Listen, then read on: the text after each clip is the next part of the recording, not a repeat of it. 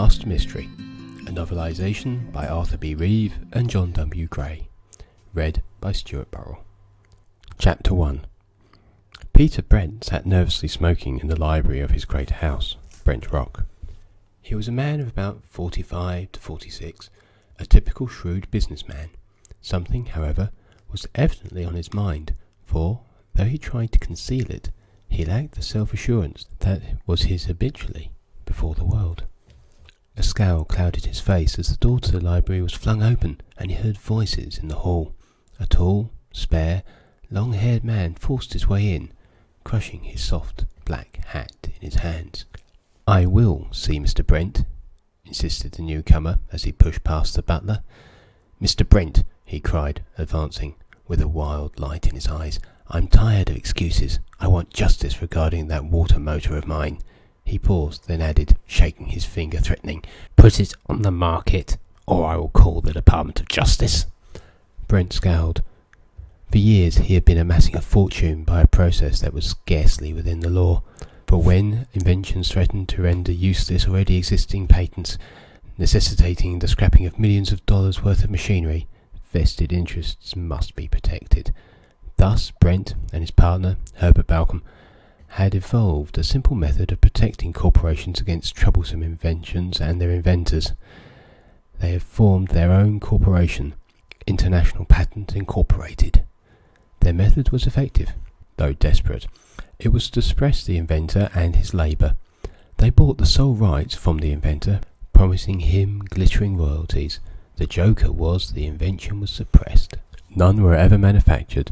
Hence there were no royalties, and the corporations went on undisturbed whilst Brent and Balcom continued to collect huge retainers for the protection they afforded them. Thus Brent Rock had come to be hated by scores of inventors defrauded in this unequal conflict with big business. The inventor looked at the library, richly panelled in oak and luxuriously furnished. Through a pair of folded doors he could see the dining room and the conservatory beyond.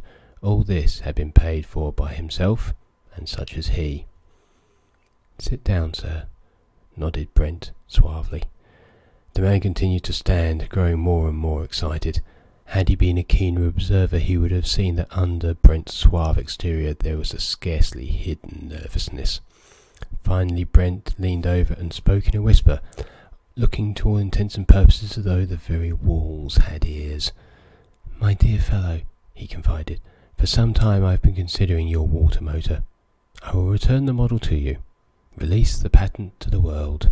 He drew back to watch the effect on the aged inventor. Could it be that Brent was lying? Or was it fear? Could it be that here at last his seared and scarred conscience was finally troubling him? At that exact moment, upstairs, in a private laboratory in the house, sat a man at a desk, a handsome, strong-faced, clean-cut chap. All about him were the scientific instruments which he used to test inventions offered to Brent. A look of intent eagerness passed over his face, for Quentin Logue was not testing any of Brent's patents just now. Over his head he had the receivers of a dictograph. It was a strange act for one so recently employed as manager of Brent's private laboratory, yet such a man must have had his reasons. One who was interested might have followed the wire from the dictograph box in the top of the drawer of the desk, down the leg, through the very walls to the huge chandelier in the library below, where, in an ornamental brass work, reposed a small black disc about the size of a watch, the receiving end of the dictograph microphone. Suddenly the young man's face broke out in a smile, and without thinking he stopped writing what the little mechanical eavesdropper was conveying to him from below. He listened intently as he heard a silvery laugh over the wire. "Oh, I didn't know you were busy. I thought these flowers... Well, never mind. I'll leave them anyway." It was the voice of Eva Brent, daughter of the head of the firm, who had danced into the conservatory like a June zephyr in December.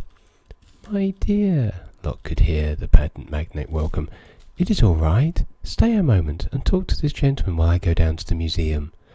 Logue listened eagerly, glancing now and then at the photograph of Eva Brent on his desk, while she was chatting gaily with the inventor. It was evident that Eva had not the faintest idea of the hard nature of the business of her father. Meanwhile, Brent himself had left the library and passed through the portiere door into the hall. He did not turn up the grand staircase in the centre of the wide hall, but hurried, preoccupied, to a door under the stairs that opened down into the cellar. He started to open it to pass down. As he did not hear the light footsteps on the stairs as his secretary, Zeta Dane, came down, but he did not escape her watchful eye. "Mr. Brent," she called, "is there anything I can do?"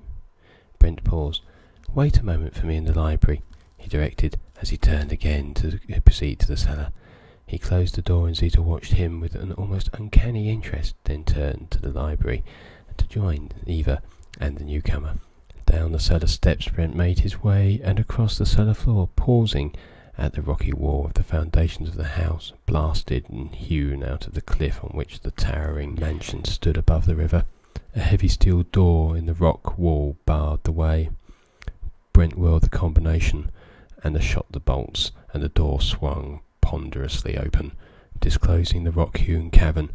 3 walls of the cavern were lined with shelves containing inventions of all kinds, telegraphs and telephone instruments, engine models, railroad signalling and safety devices, racks and rows of chemicals and their antidotes, a graveyard of genius, harbouring the ghosts of 1,000 inventors' dead hopes. Brent entered hastily and went directly to a shelf. There he picked up a model of a motor. He blew the dust from it, examined it approvingly.